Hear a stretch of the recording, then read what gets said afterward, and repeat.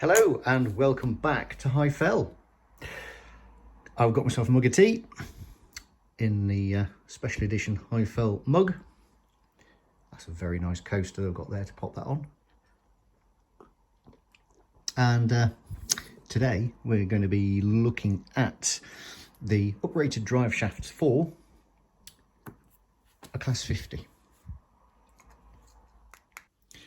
You can see I've already taken the body off. Just a quick recap. First of all, before you engage in sort of anything like this, read the instructions that come with your model.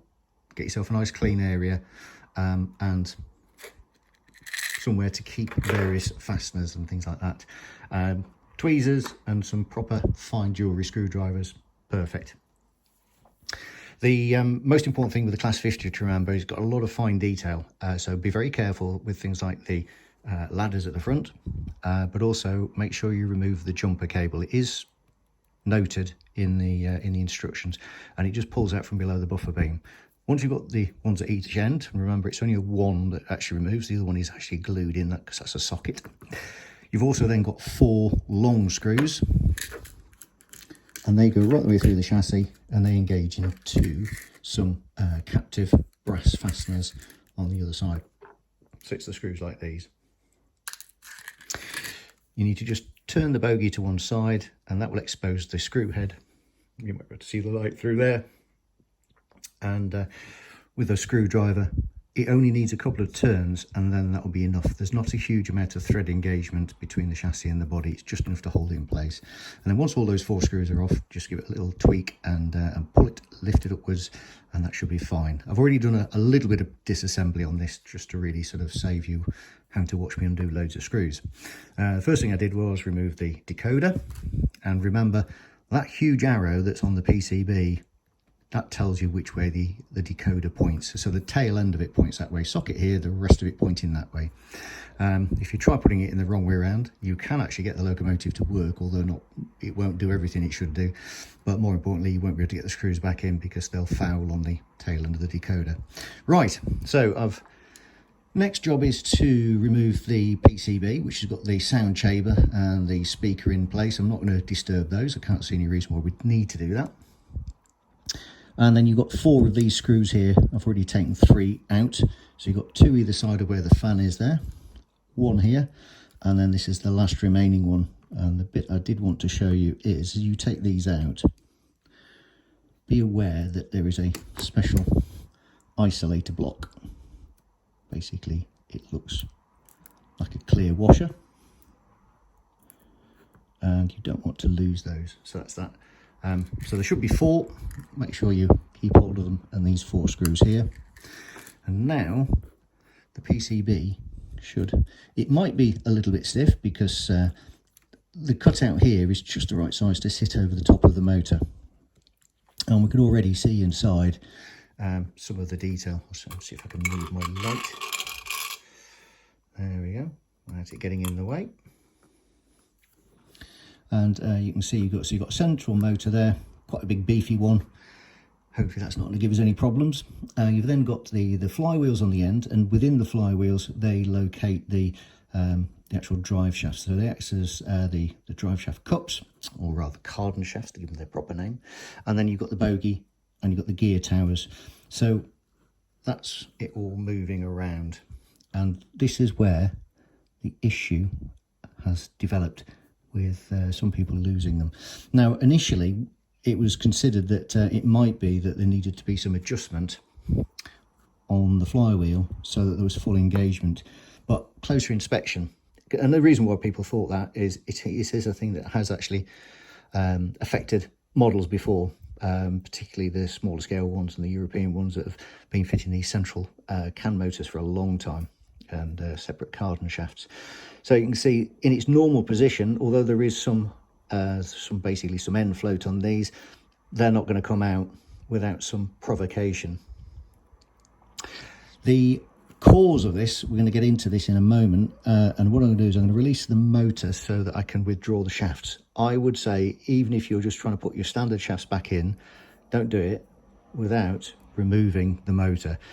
if you start bending them around, you will distort them, you run the risk of breaking them. They are quite strong, but it's better to just go the next stage further, undo these 4 screws and just lift the motor to give you a little bit of room. So that's the next thing I'm going to do. They're going to show you where they are on here. Just one at each end, and again duplicated on the other side. So I'll just remove those for a moment, and then we shall come back to it with the motor loose. Screws are removed. You should be able to just lift the PCB sufficiently without having to strain any of the connections of the wires. I say, if you're ever concerned or worried about where things go, write it down on a piece of paper, take a photograph. It's a lot easier than having to send it all back to Hornby in bits because you haven't been able to do it. This is actually a very easy job. So we've released the mounting for the motor. So we should, a bit of luck, be able to just clear that. I'm just going to move this wire out of the way if it will.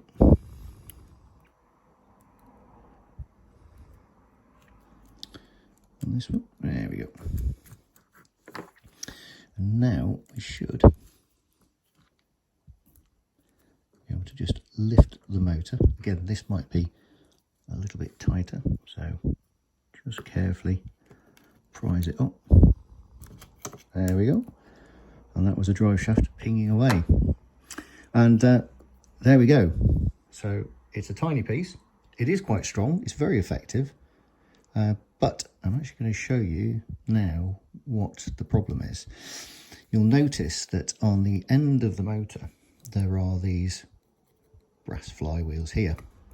And in the ends of the motor, I wonder if I can actually just slide this to one side so you can get a better view of it there. In order for the spigot, which are these little sections on the side of the ball, this is basically a ball and cup arrangement, all of the drive is going through these tiny sections on here, and that's not a problem. But where is the problem is that when this is in place and in an extreme angle, the slot that's being cut can actually catch the shaft. It's not happening at this end, it's actually happening on the gear end. And again, if I can bring this to the light and hopefully show you with a shaft, you can virtually get the shaft itself, you can get it stuck into, and certainly when it's got a little bit of power on. So what's actually happening is this part of the shaft at certain degrees of turn, which is obviously all in the bogie, is getting caught in the slot that's been cut in there to enable the spigots to go in. And so to counteract that, well, first of all, somebody actually asked me, he said, how do you know which end it is? Was a little engineering trick to determine if something is catching or whatever. You might be familiar with a type of compound called engineer's blue. So if you're working on bare steel, you can use it for marking out. Also, you can use it on gears to see the level of engagement and if teeth are wearing in one part. You basically paint it on a very thin dye, run it, and if it wears off, you know you've got some contact there. So what we're able to do is put some marker paints on, mark which end was which. I'll put a little dab of red on for the motor end, and then run it. And then as you remove the shaft, you will probably see some witness marks. In other words, it'll start scratching the paint off, and you can see which one has scratched off more than the other. And it's invariably happening on the gearbox, on the bogie gear tower on here. So we're going to move the other one out of the way as well. I say it's quite an easy job. And I'm just going to put that to one side, and then we're going to get some measuring bits out, and we'll measure up and just have a comparison between the original equipment ones and the rated ones. Okay, so I said we were going to measure these just so people know what it is. I'm going to use a micrometer because we've got that and it's very accurate. And this is the standard shaft, and that is coming to virtually 0.9 of a millimetre. So Pop that away there. Now you'll notice there is a thin section and a fatter section. So this is a waste down here, as in waste as in the bit that goes around your middle, not waste as in rubbish. And so the thin end is again 0.9, so it's exactly the same specifications on there. I'll explain the reason why there are two diameters on here. It is quite an interesting little engineering thing if you like that sort of stuff. And so the wasted end is, so I'm just holding it to light so I can see with my old eyes, 1.517.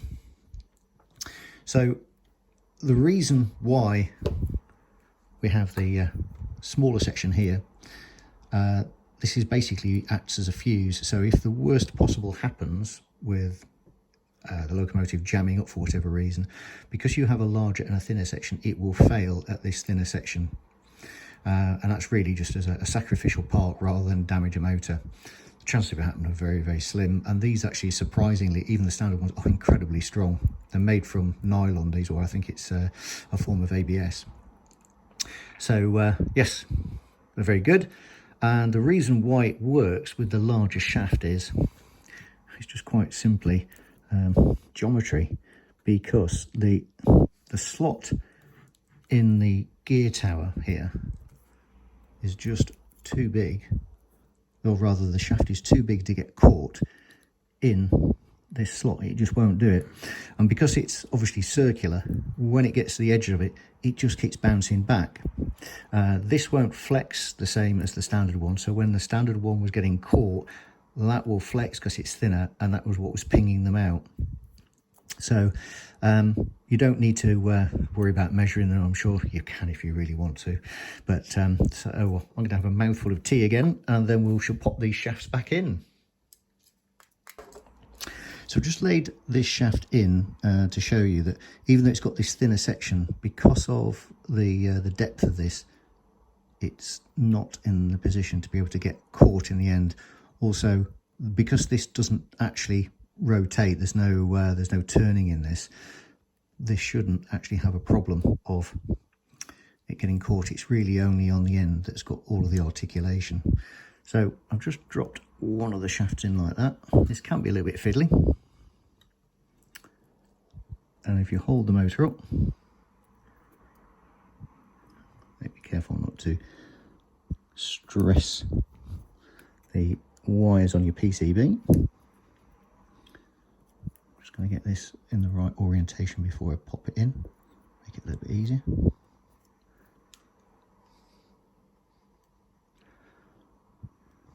A mouth is a very good holding tool. Okay, now we're just going to maneuver that into place, so those spigots just slide into the slots, and down she pops. And hopefully you'll be able to see all that's fine, even without the top on. That's holding just the motor itself in the chassis. That's not going to pop out. So it's really now a question of reassembly. So before small, these, just so you identify these are, and I'll show them just in case somebody can't remember. So these are the short ones, and these are the ones that are going to hold the top of the motor mounting in place. So first of all, we're going to maneuver that in, and it just slides back full there. Just fit it in nicely before you pop the screws on. And what you're looking to do is just loosely fasten everything before just giving it a slight tweak. Don't over tighten these. The screws are only made of aluminium. Well, they're not aluminium because they stick to here, but so there will be some sort of steel or ferrous material, but they are not the strongest thing in the world. They're very fine, and you just don't need to have a huge amount of torque going through them. This locomotive is powerful for a model railway locomotive, but it ain't that powerful. So it just nicely slides into there.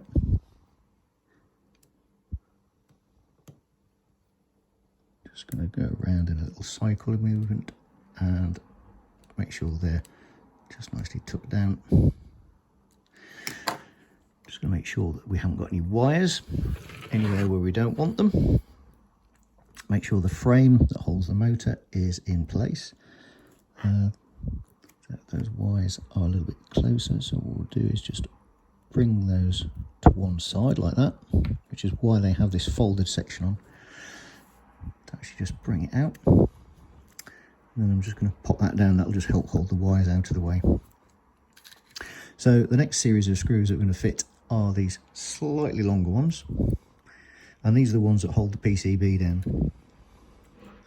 So we'll get those out the way here.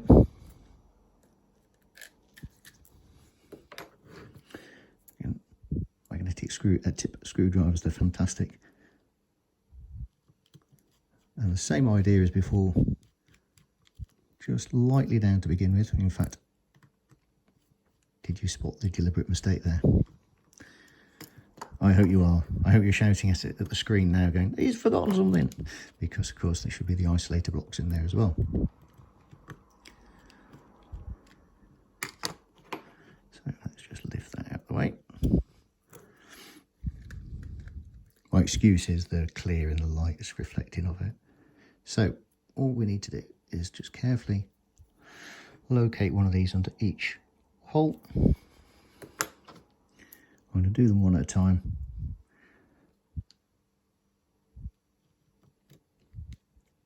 Just very lightly with that, and then that's going to give us enough room to manoeuvre to make sure we can slide the other insulators in.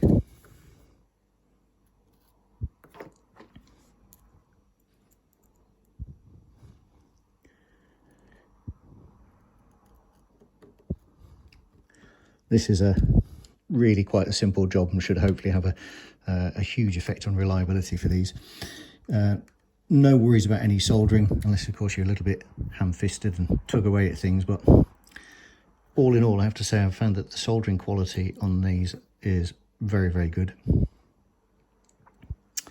There were perhaps not the best soldered joints on the 08. These are really good. So that's just loosely in there. And then the final one.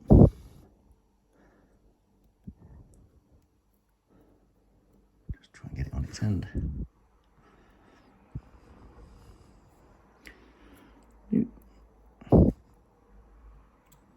Oh, come on. There we go.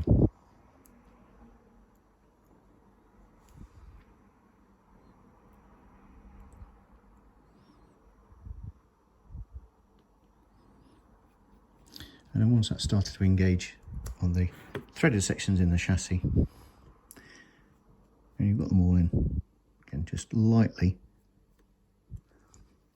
take them down.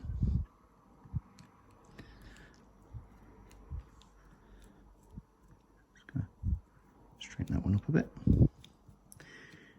Do be careful not to cross thread them because you will damage the threads which are actually machined into the chassis, and that's going to be a whole lot of pain trying to get those right. If you had a problem with one, I don't think it would be critical. If you had a problem with all four, that's going to be less than ideal. Okay, so that is the PC back in place. And just before we go and test it, one thing I want to just mention as well is some people have had slightly stiff couplings on the end, and that is actually the kinetic system.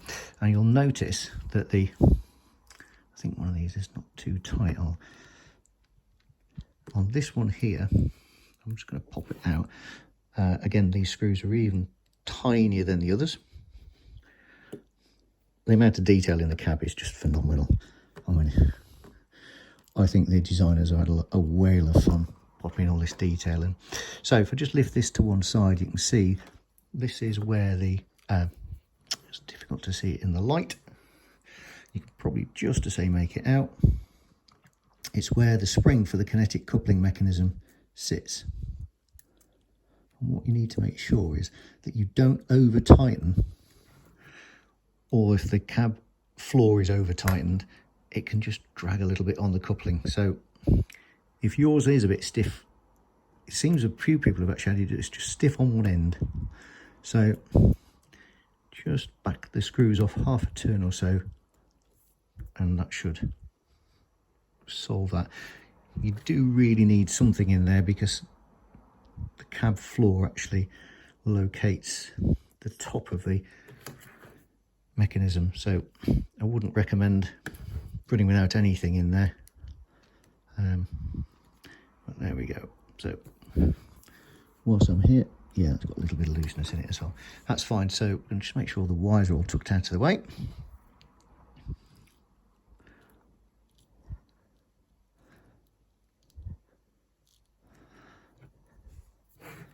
Just pop those in there.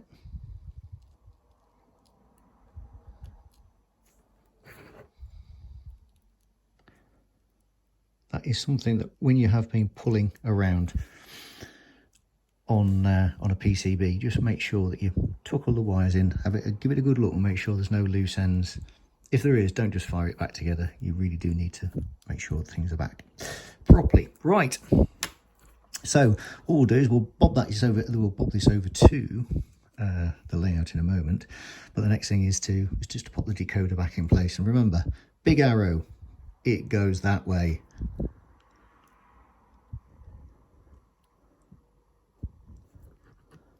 And it should be a nice click. Ooh. There we go. There we go. Nice audible click. Whenever you're putting these next 18 decoders in, you should get a nice firm engagement with it. You should get a nice little click, and then you know it's all in place properly. I know a couple of people have actually had problems there, and they're sort of wondering what's going on, and it's decoders are loose. Right, so that's that. Now to the layout. Well, we're on the layout, and so let's make sure we've got some power. Better start her up.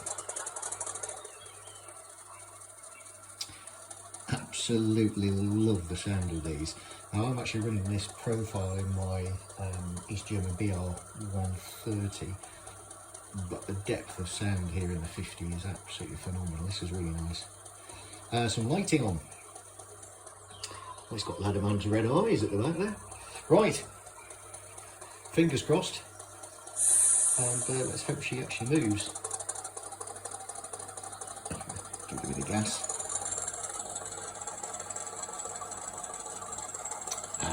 Smooth as silk. Wasn't at all concerned.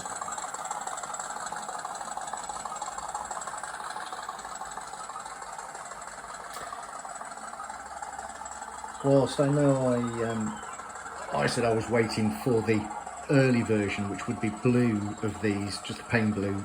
I do have a bit of a soft spot for large locos, and now this one is here. A nasty feeling I might be pressing my finger on some buttons and buying something. So I'm not sure when other liveries and versions of these are going to be out. I'm not sure if I can miss out on this.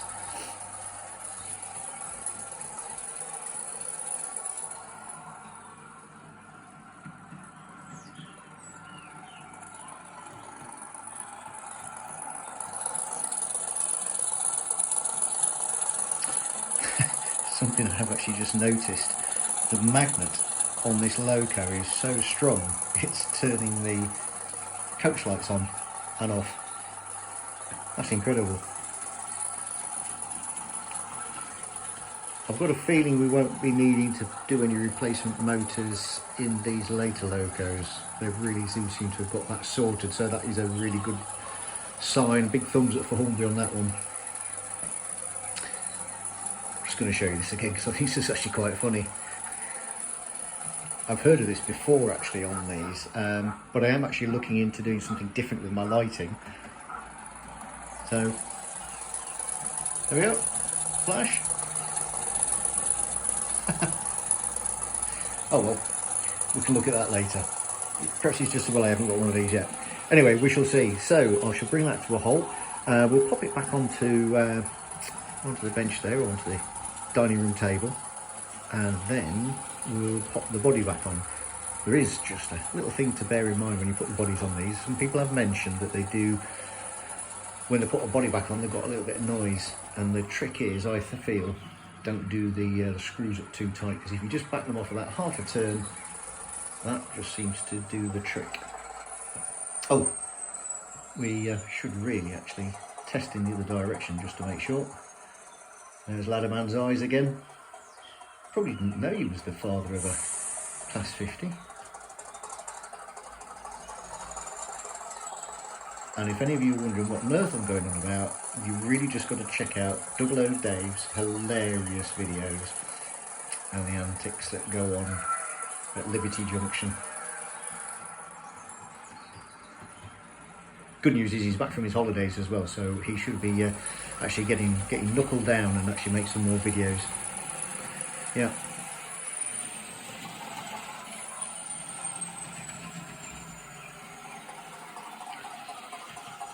So, happy with that. If you ever do anything with your locos, if you can, leave the body off, do a bit of testing. It almost seems as though the engineering gods like that. And if you try doing it and put it all back together, you're bound to have a problem. So, lights off, and I'll shut it down.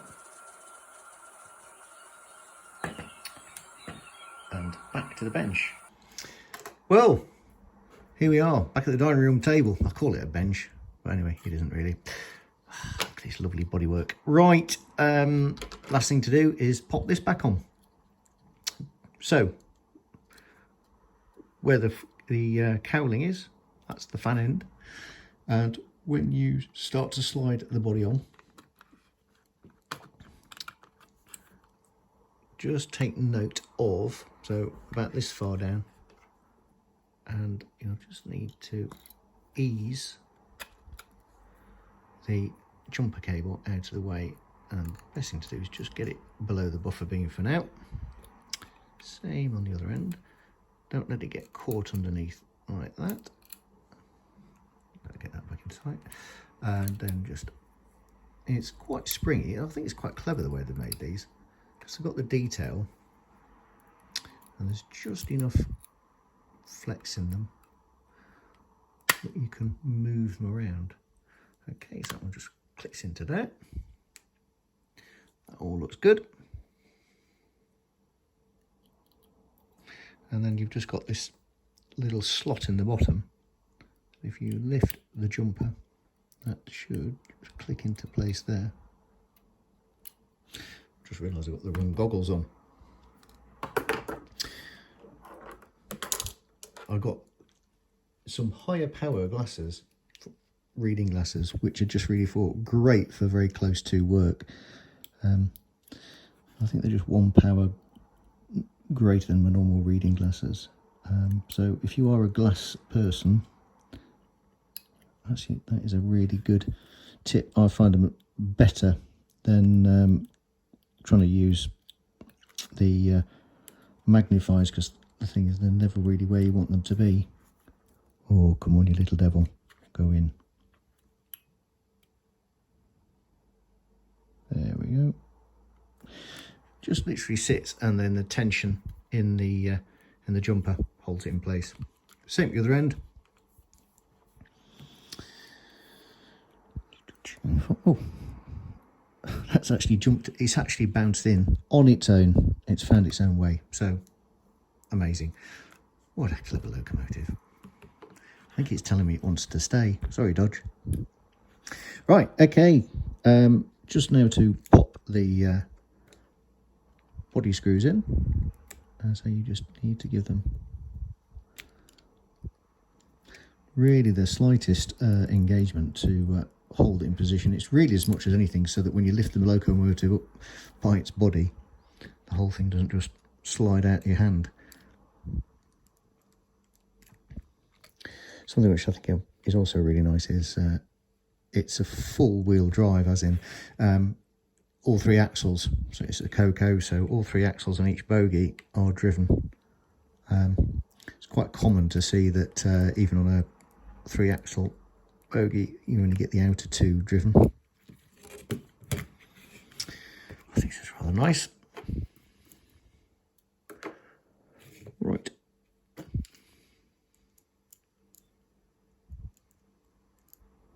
Get that onto there, and check where the hole is. in. So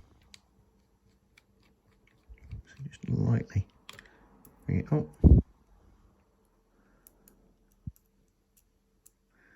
Last one.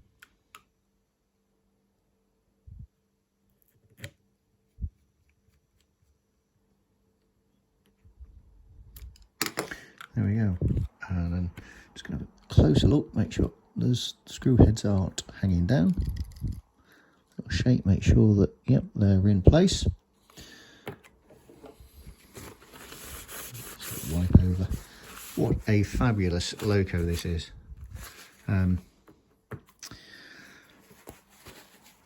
Well, there we go. So this has got the uprated drive shaft in now. We've tested it, all works. Thank you very much for watching. I hope that's given people confidence to do this job themselves. It's quite an easy job. Richard at This Way Works has worked wonders as again to get these drive shafts for us, and we'll see how he gets on with the 125 version as well. As the subtle hint has been saying all the way through, like, subscribe, comment, you know, get involved. If there's things that you've thought about and you're struggling with it, ask. Come and join the Hornby forum if you're not a member, and get onto the TT section, because it's very friendly, loads of advice, lots of chit chat, and I look forward to seeing you on the next one. Goodness knows what that's going to be. So thank you very much for watching. Do take care, and as always, happy modelling.